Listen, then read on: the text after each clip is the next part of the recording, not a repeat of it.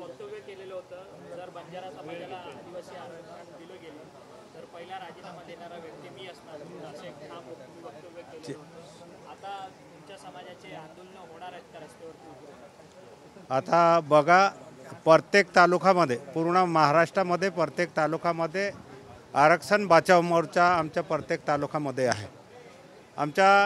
माझ्या तालुक्यामध्ये सुद्धा उद्या आहे मोर्चा। पण एक काय आज थोडी घटना झाली आमच्या जिल्ह्यामध्ये, एक मर्डर झाला होता आणि त्याच्यासाठी मोठी घटना झाली आहे, म्हणून 144 का कोणता कायदा लावला आहे, म्हणून उद्या कदाचित तो मोर्चा आमचा कॅन्सल होतील।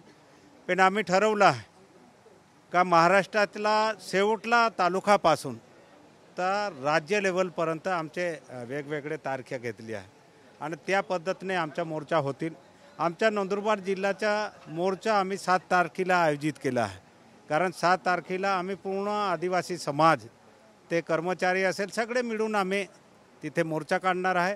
कारण काय असतो, कोणीही आला आणि आम्हाला सांगतो का बाबा आम्हाला आरक्षण द्या, बाबासाहेबांचे आरक्षण आहे, त्याने ज्याच्या त्याचा विभाग वाटून दिला आहे।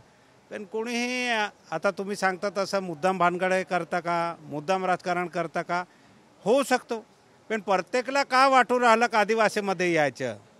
ज्याच्या त्याचं आरक्षण आहे। बंजारा समाज असेल, धनगर समाज असेल, त्यांना वेगळं आरक्षण 11% आहे सगळं मिळून। आमचं 60%च कसं काय पडतं ते मला समजत नाही, कारण 11% जास्ती का 60% जास्ती? आमचं जेव्हा 47 जमात आहे, याच्या जर पोट जात केली तर आमच्या 180 जाती आहे। मग 180 जात्यामध्ये जर अजून दुसरे आले तर त्यांना काय कमी आरक्षण वाटतो का आमचंच आरक्षण पडतो हे काही समजत नाही। म्हणून आम्ही आमच्या आरक्षण बचाव म्हणून पूर्ण महाराष्ट्रामध्ये आम्ही आंदोलनही करणार आहे।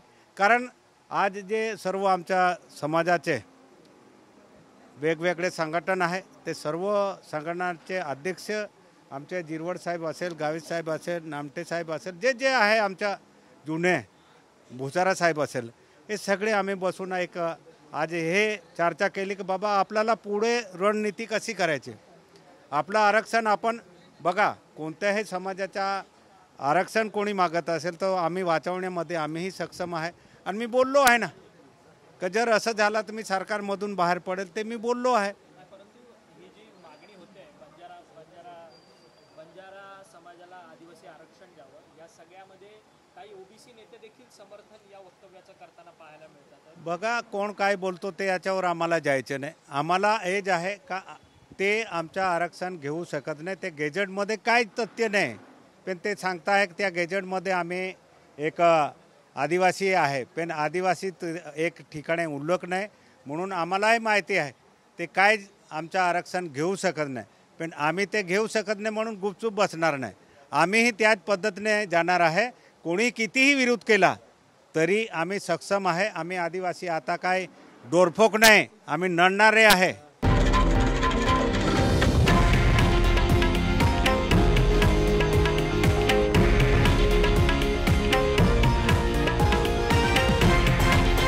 हे आहे देशातील नंबर 1 न्यूज नेटवर्क आणि आपण पाहत आहात TV9 मराठी, एकमेव।